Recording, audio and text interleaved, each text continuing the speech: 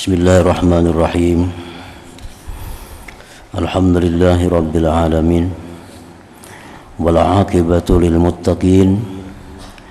Wassalatu wassalamu ala nabiyhi Muhammadin wa alihi ajma'in. I'lam anna wahidan minat talabatil mutaqaddimin lazama khidmat Syekh Al-Imam Zainuddin Hujjatul Islam Abi Hamid Muhammad bin Muhammad Al-Ghazali qaddasallahu ruhah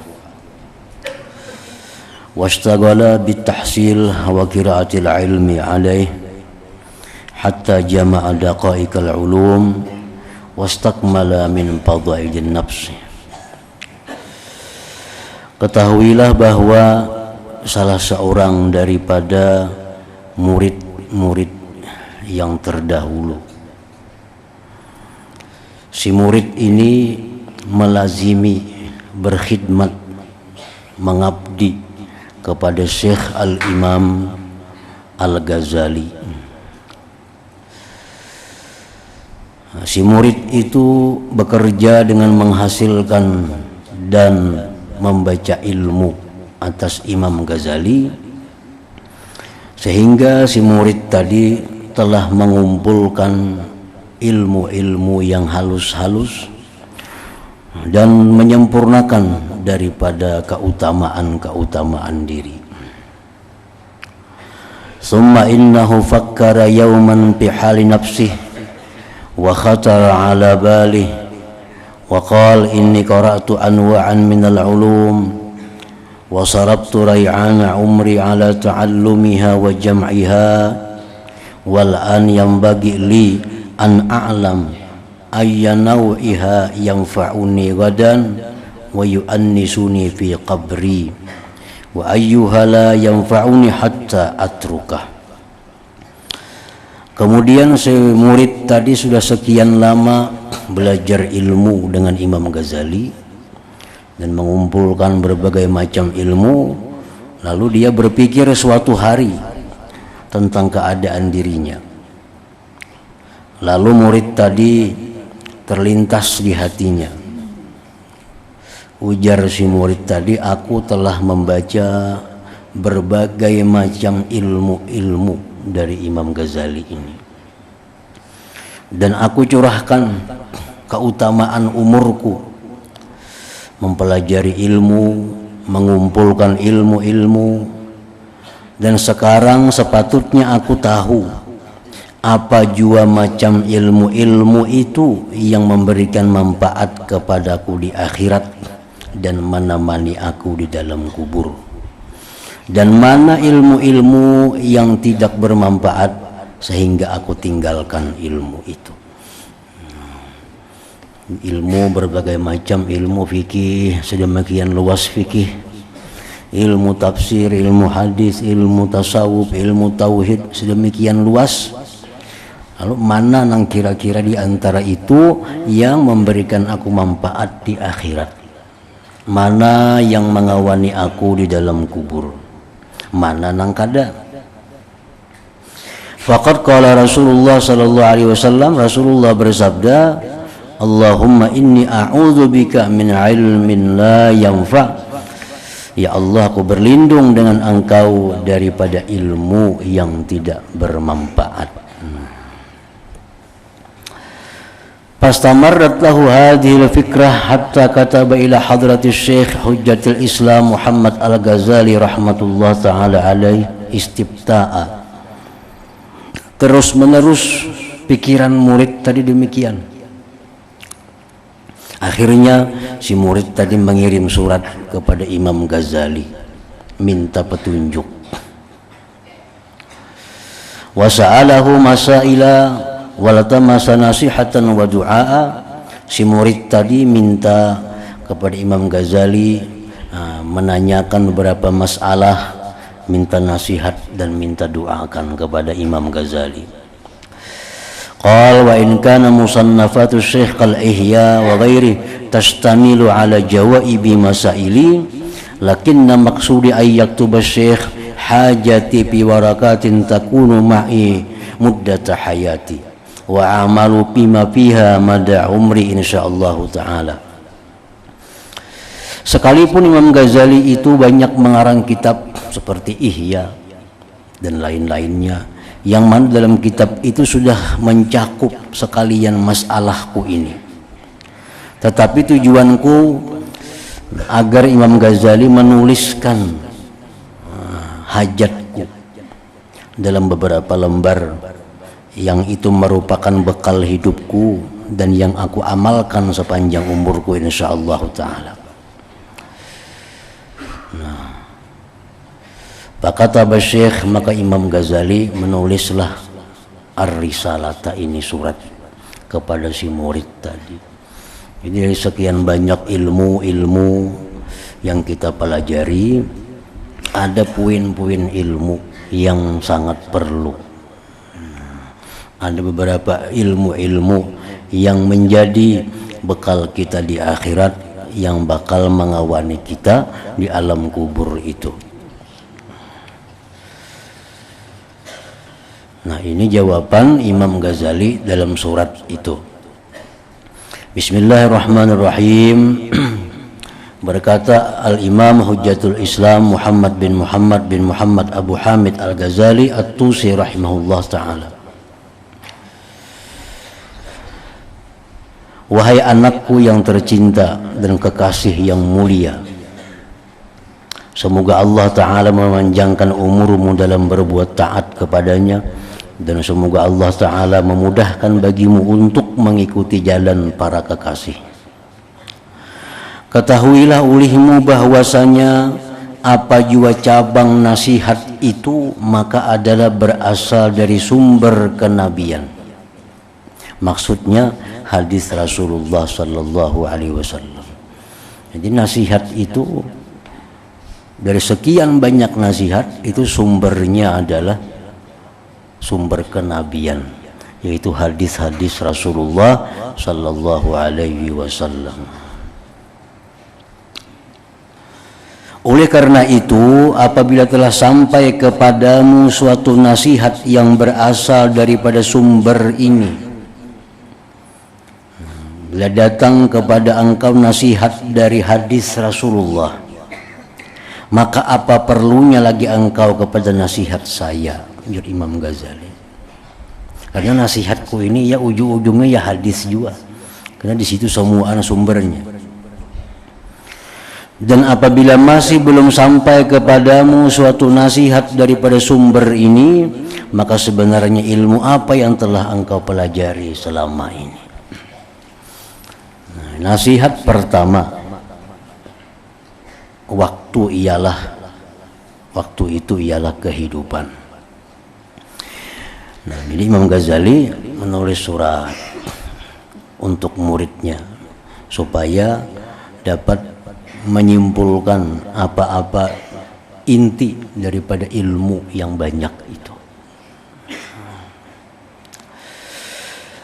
Sebahagian dari nasihat yang telah diberikan oleh Rasulullah Sallallahu Alaihi Wasallam kepada umatnya ialah sabdanya baginda yang berbunyi, alamatu i'radillah anil abdi istighaluhu bima la ya'nih, wa inna imra'an zahabat sa'atun min umrihi bi ghairi ma khuliqa lah la jadirun an tatula alaihi hasratuh, wa man jawazal arba'in wa lam yaglib khairuhu syarrah falitajahhaz ilan nar. Artinya adalah dikira sebagai tanda, dianggap artinya sebagai tanda berpalingnya Allah Ta'ala daripada seseorang. Artinya tanda Allah itu kada mencintai lawan seseorang itu. Nah, tanda Allah kada senang dengan orang itu. Apabila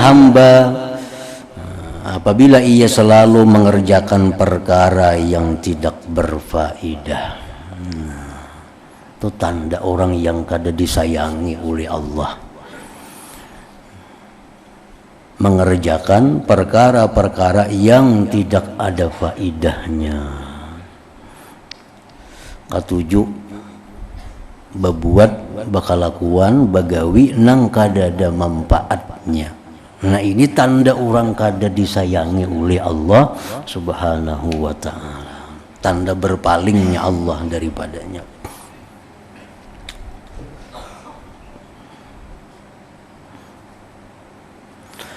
Dan seandainya ada satu saat saja daripada umurnya yang telah digunakannya pada barang yang bukan merupakan tujuan hidupnya, yaitu untuk beribadah kepada Allah, maka layaklah bahwa akan panjang penyesalannya pada hari kiamat nanti.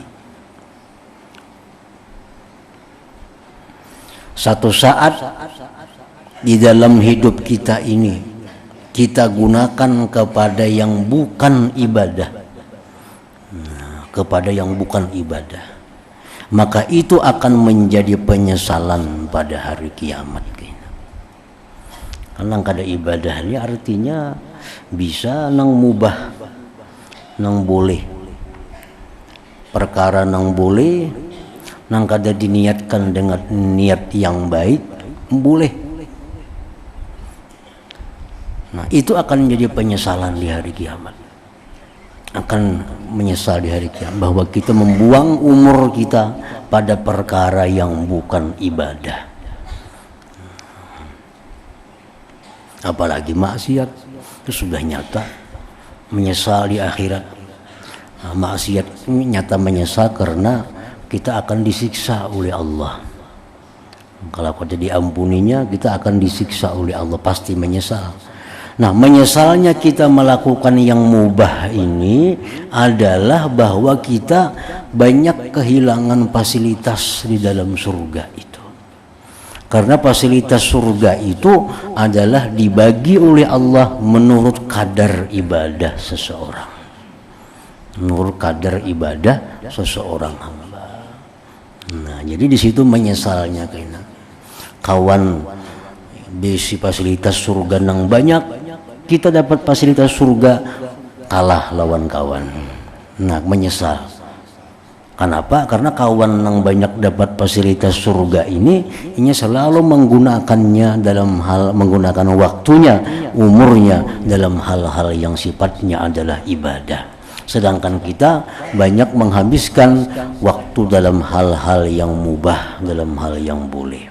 Nah, jadi jangankan artinya maksiat, kita banyak manggawi nang kada jadi pahala aja sudah menyesal di akhirat kita.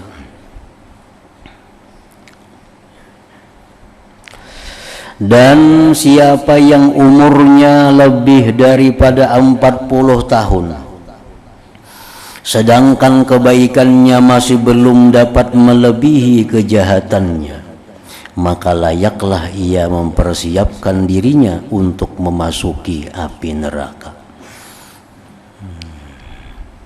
Artinya orang sudah berumur 40 lebih sudah berumur, masih banyak kada baiknya gawian daripada yang baik. Nah, berarti ini orang sudah bersiap-siap untuk dimasukkan ke dalam api neraka. Karena 40 itu adalah merupakan batas umur di mana puncak manusia di 40 itu. Jadi biasa mulai kekanakan sampai naik aja, naik kecerdasannya, naik ingatannya, naik tenaganya, semua naik. Sudah sampai umur 40 itu berada di puncaknya. Nah, bila sudah 40 ke atas itu sudah mulai menurun semuaan, menurun tenaganya, menurun hafalannya, menurun pikirannya, semuaan. Jadi 40 itu kalau sudah 40 ini belum bisa memperbaiki diri, umur 40 masih suka melakukan hal-hal yang kada kakaruan, ini alamat sudah. Alamat orang ini alamat kada bagus. Wa man jawazal arba'in wa lam yaglib khairuhu syarrah falitajahhaz ilan nar. Siapa melewati 40 tahun dan kada menang kebaikan atas kejahatan, maka siap-siaplah masuk ke dalam api neraka. Ini hadis Nabi tadi. Sebenarnya sekedar ini sudah cukup untuk menjadi nasihat kepada semua orang yang berilmu.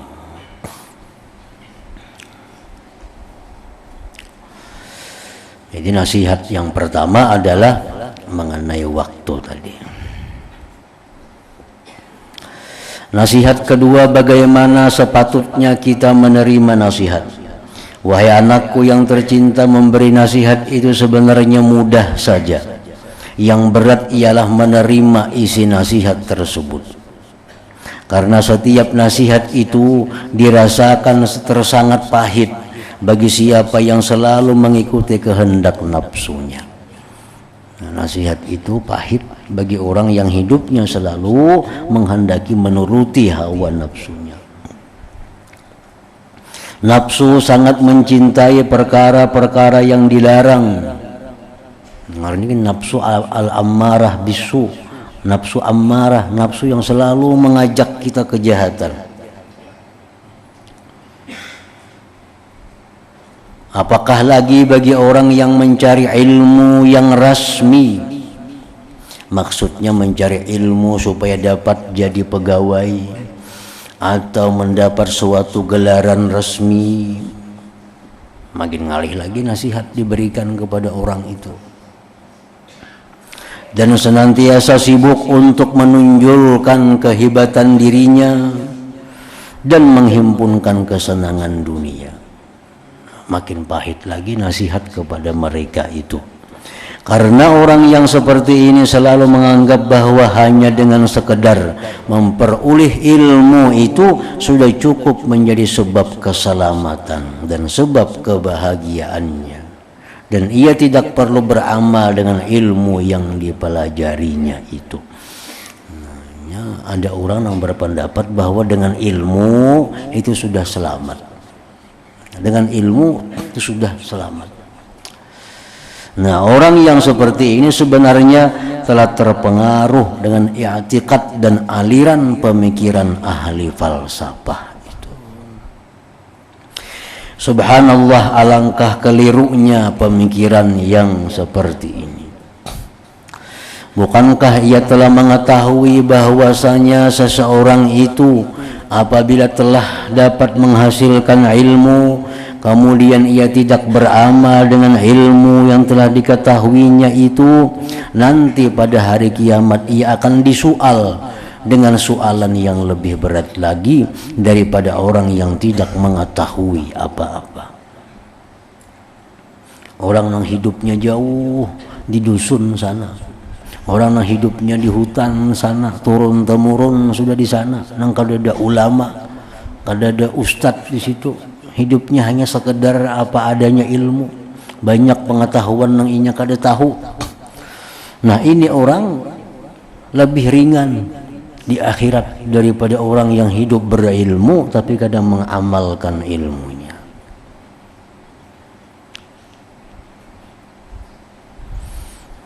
Jadi dalam beberapa kali penjelasan dijelaskan bahwa orang yang jahil itu kadang-kadang lebih untung daripada orang berilmu.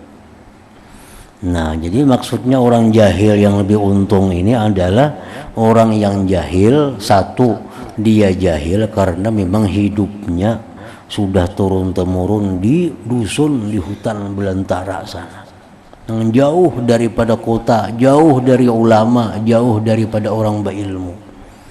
Lalunya banyak kada mengetahui tentang hukum-hukum agama. Nah, ini kejahilan yang diuzurkan dalam agama.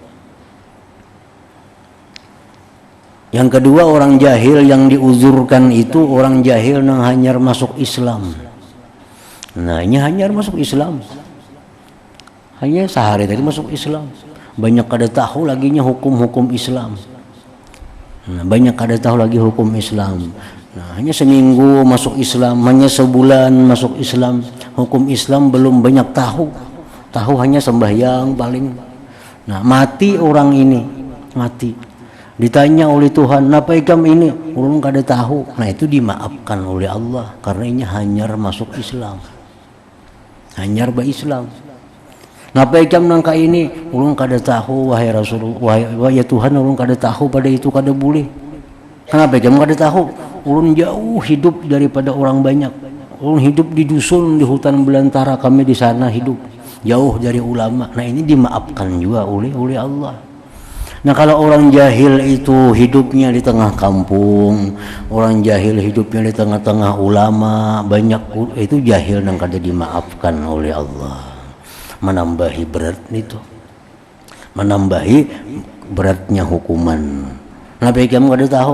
Kenapa jam manggawi ini ulun kada tahu bang. Kenapa kada tahu? Macam hidup di tengah-tengah kota, macam hidup di kumpulannya banyak para guru. Kenapa jam kada umpat belajar? Kenapa kada bertakun? Nah ini gak sakit ini. Kalau orang jahil nang hidup di tengah-tengah kota ini. Nah kalau orang jahil nang dua macam tadi, nah itu lebih baiknya daripada orang berilmu nang kada mengamalkan ilmunya. Lebih baik itu. Nah, seperti apa yang telah disebutkan dalam hadis Rasulullah SAW, asyaddun nas azaban yaumal qiyamah alimun la yanfa'uhu Allah bi'ilmihi. Orang yang paling pedih siksaan pada hari kiamat nanti ialah orang alim yang tidak memberi manfaat akan dia oleh Allah dengan ilmunya. Nya tahu pada riba itu kada boleh, tatap riba. Tahu sudah pada kelakuan nangka ini kada boleh, tahu benar tatap digawinya. Nah ini bersangatan azab di hari kiamat karena dia melanggar hukum Allah berdasarkan pengetahuan ilmunya. Dan diriwayatkan daripada Imam Al-Junaid Al-Baghdadi qaddasallahu sirrah bahwa ada seorang yang telah bermimpi bertemu dengan beliau di waktu tidur selepas kematian beliau. Lalu orang ini telah bertanya kepada Imamul Junaid Al-Baghdadi dengan katanya, apa kabar kamu wahai Abul Qasim Al-Junaid Al-Baghdadi? Lalu Imam Junaid Baghdadi menjawab, sebenarnya telah hilang segala ilmu yang zahir dan juga telah hilang ilmu yang batin. Dan sudah tidak ada lagi yang bermanfaat kecuali hanya beberapa rakaat yang sempat kami lakukan di tengah malam. Nah ini bukti bahwa ilmu itu belum lagi bermanfaat kalau belum diamalkan. Ilmu belum lagi menolong kita kalau ilmu itu belum diamalkan. Nah, ilmu belum lagi menolong kita kalau belum kita amalkan. Nah, seapapun kita luasnya ilmu pengetahuan, seapapun pintarnya, amun belum diamalkan, itu di akhirat kada akan menolong kita. Nah, kada akan menolong kita. Jadi ilmu-ilmu apa yang kita amalkan itulah yang menolong di akhirat itu. Jadi Imam Junaid tadi apa? Hanya beberapa rakaat yang sempat kami lakukan di tengah malam. Nah, itu artinya amaliyah. Hanya amaliyah itu yang bermanfaat.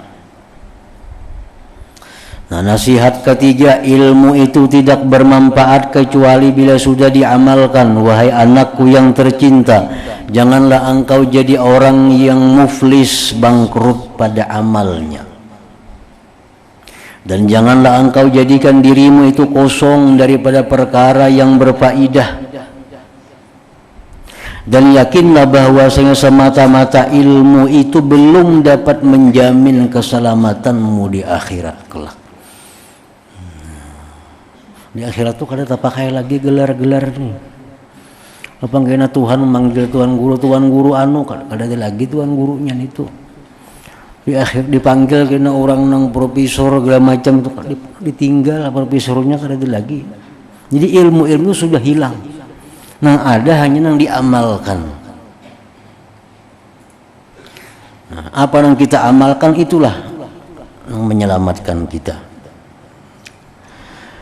Umpamanya kalau seseorang ada memiliki 10 bilah pedang yang sangat tajam dan juga bermacam-macam senjata yang lain lagi, dan dia pula adalah seorang yang berani dan sangat pandai dalam peperangan, orang ahli perang. Di tubuhnya banyak pekakas-pekakas alat perang, senjata, macam-macam di awak Hibak. Lalu datang seekor singa yang garang dan terus menyerangnya. Maka apa pendapatmu? Apakah semata-mata memiliki segala senjata tadi tetap menggunakannya sudah cukup untuk menangkis serangan singa itu? Apakah hanya dengan memiliki senjata itu kita bisa menangkis serangan serigala? Di awak kita ada pisau, sebelah kiri ada pistol, di belakang ada sinapang, berinting pekakas perang. Datang singa hendak menyerang. Apakah pekakas-pekakas itu bisa menyelamatkan kita daripada serangan singa itu? Tentu tidak. Nah, segala senjata itu baru bermanfaat apabila ianya digunakan oleh tuan ampunya senjata itu. Nah, amun tuannya ini berandai aja 10 pistol di awak tetap dihantamnya singa itu. Kecuali si tuan ampun senjata memainkan senjatanya. Oh, situ datang singa, timbak singanya. Datang sana singa, timbak singanya. Nah, hanya bisa mengalahkan singa itu. Maka begitulah keadaan seseorang yang telah mengetahui ratusan ribu masalah ilmu. Kitab ini hafal, kitab itu hafal, segala ilmu dikuasainya, tapi ia tidak beramal dengannya. Nah, maka segala ilmunya tidak akan bermanfaat kecuali setelah diamalkan. Ada gunanya, artinya ilmu itu belum lagi bermanfaat. Sama pula keadaan dengan seorang yang diserang sakit demam panas dan sakit kuning yang biasanya ia dinasihatkan meminum obat sakanjabin dan kaskap, maka tidak akan hasil sembuhannya kecuali dengan meminum obat tersebut. Ini dokter paling tahu obat dah. Kalau garing panas ini obatnya, sakit kepala ini obatnya, sakit perut ini obatnya, sakit batis ini obatnya. Samuan pokoknya tahu. Garing dokter tadi, obatnya ada.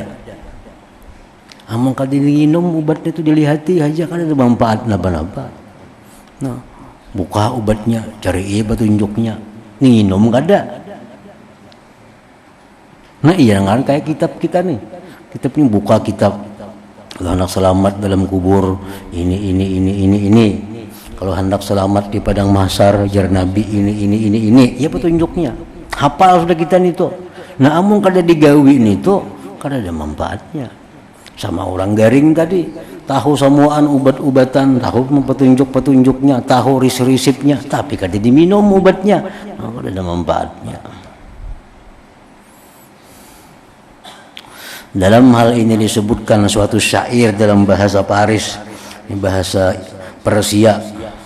Artinya seandainya engkau menimbang 2000 kati arak, maka engkau tidak akan mabuk sehingga bila engkau meminumnya. Seapa aja kita banyak berisi arak, mungkin kita kada minum, kita kada akan tahu rasanya mabuk itu. Nah, maka jika engkau belajar ilmu 100 tahun lamanya dan engkau menghimpunkan 1000 buah kitab, engkau masih belum layak mendapat rahmat Allah Ta'ala kecuali dengan mengamalkan ilmu itu. Nah, jadi orang menuntut ilmu itu orang yang ditolong oleh Allah.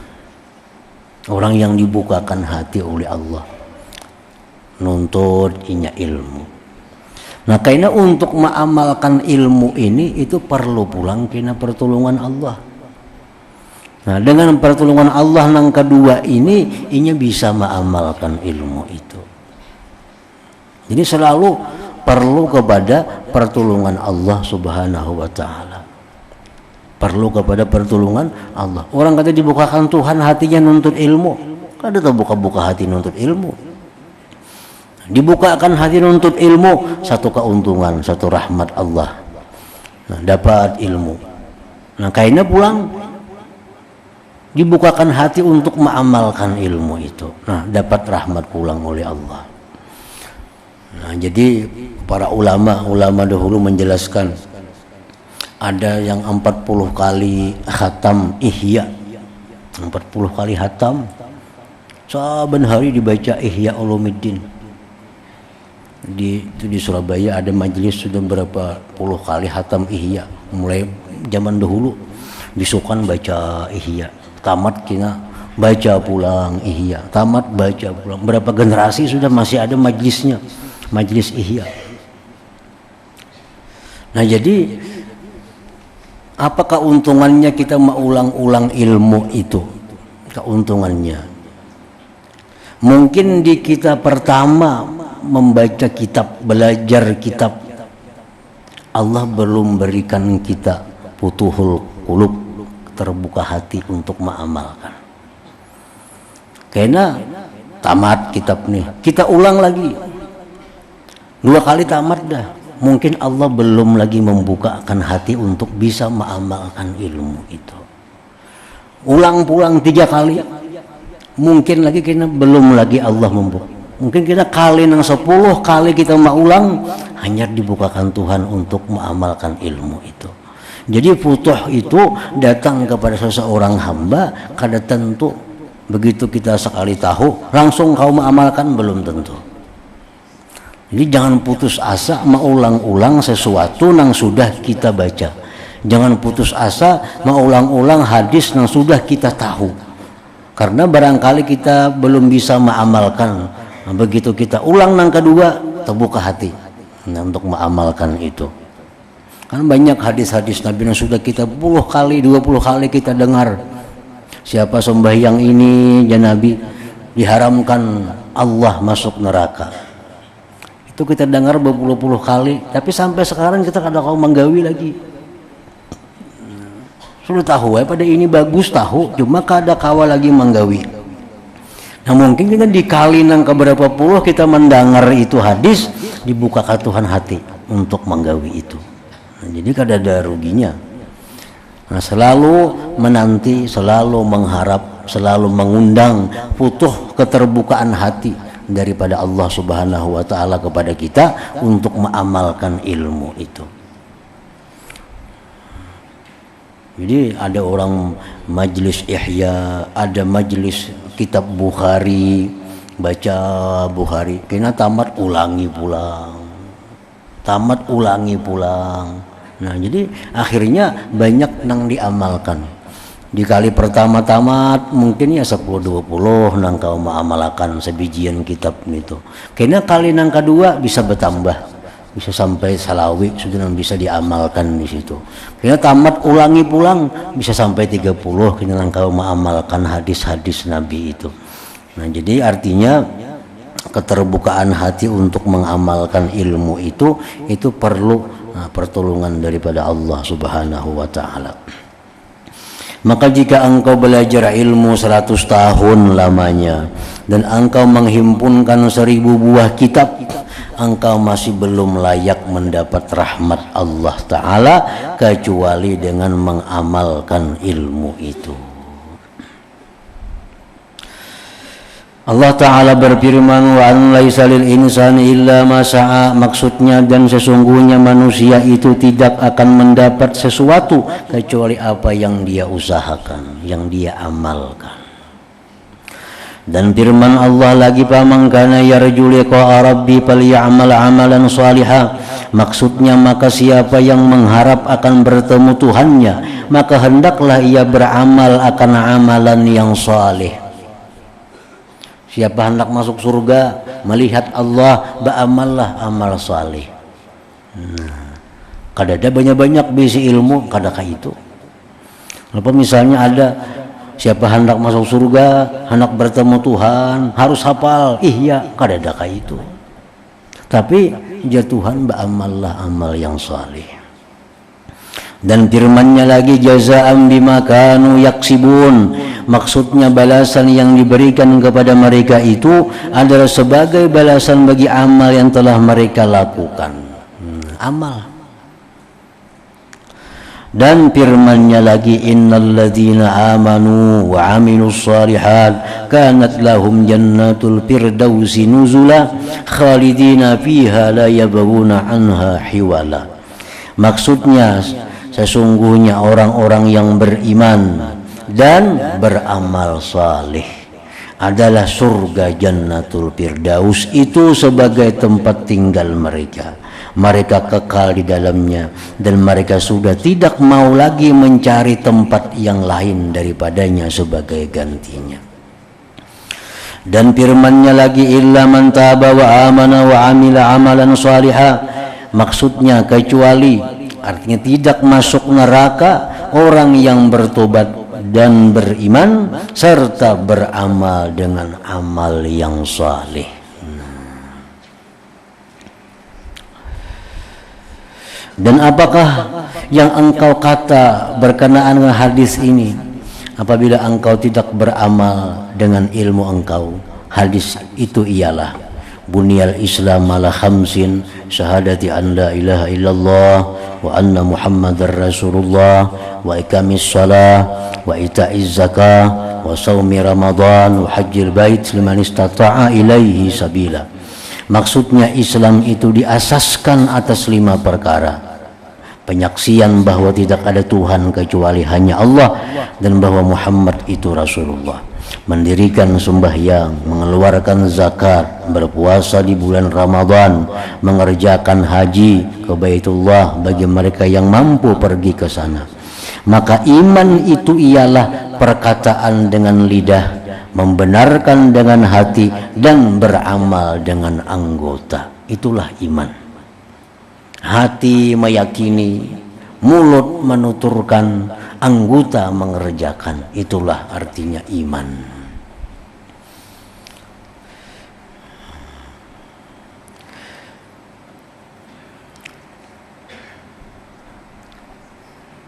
Dan dalil yang menuntut kita supaya beramal itu sangat banyak sekali, sehingga tidak dapat dihitung banyaknya. Dan walaupun seseorang hamba itu masuk surga hanya dengan rahmat dan kemurahan Allah Ta'ala, namun rahmat dan kemurahannya itu didapatkan seseorang hamba itu mempersiapkan diri dengan ketaatan dan ibadah, karena rahmat Allah itu dekat kepada hamba-hambanya yang berbuat baik. Jadi artinya menuntut ilmu, yang menuntut ilmu itu ada faidah pahala, dapat keridaan Tuhan, dapat keridaan Rasulullah, keridaan malaikat. Tuntut ilmu. Nah, jadi menuntut ilmu, dapat ilmu, tahu nang halal nang haram, tahu nang wajib nang makruh, sunat segalaan tahu. Nah, kemudian minta petunjuk lagi kepada Allah, minta tolong lagi kepada Allah agar bisa mengamalkan ilmu itu. Nah, dengan demikian terhimpunlah dalam diri kita ilmu dan amal. Nah, itu intinya yang diharapkan. Bukan hanya sekedar ilmu, tapi mesti dilengkapi dengan amal. Dan amal kada beilmu jelas sudah kada ada gunanya juga. Beramal tapi kada beilmu, kada ada gunanya, ditolak oleh Allah. Walaupun bujur sembahyang kada suah belajar, melihat orang aja sembahyang bujur, kada diterima oleh Allah kalau kada belajar. Kalau kada belajar. Nah, jadi belajar itu hukumnya adalah wajib. Mengamalkan ilmu nang wajib itu hukumnya adalah wajib pula. Ada menuntut ilmu yang sunat, mengamalkan ilmunya pun adalah sunat juga. Nah, ingat situ. Seandainya ada orang yang berkata,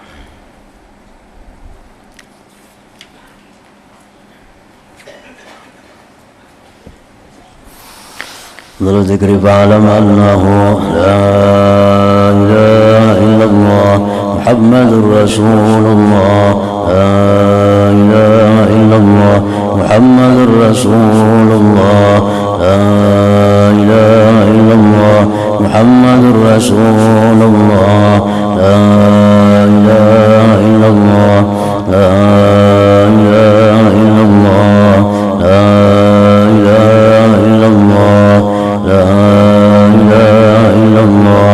لا إله إلا الله الله الله الله الله الله الله الله الله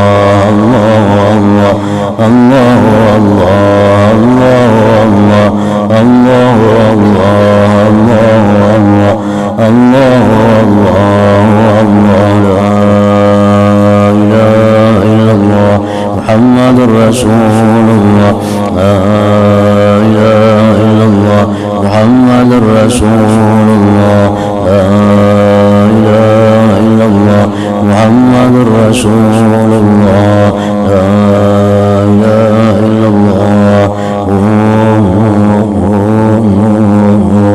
الفاتحة صلاة الذين